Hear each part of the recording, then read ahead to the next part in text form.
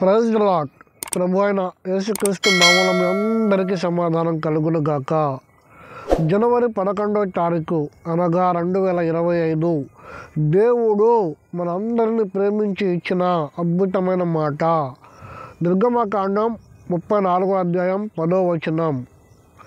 ఏ జనముల ఎదుటైనను చెయ్యబడని అద్భుత కార్యములు నీ ఎదుట అనగా ఇశ్రాయేలు ప్రజల ఎదుట చేస్తానని దేవుడు ఇచ్చిన వాగ్దానం.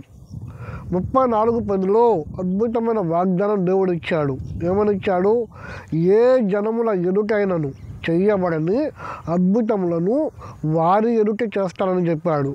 అలాగే నీ జీవితంలో కూడా దేవుడు ఎవరి ఎదుట చేయబడని అద్భుతమైన కార్యాలు నీ ఎదుట చెయ్యాలి అంటే దేవుడు ఇచ్చిన అమూల్యమైన ఆ వాగ్దానమును లేదా మాటలను పట్టుకొని దేవుని కొరకు ఆశ కలిగి ఉండటే, దేవుని కొరకు రోషం కలిగి బతికితే నీ హృదయంలో కూడా దేవుని గొప్ప కార్యాలు రుచి చూడవచ్చు.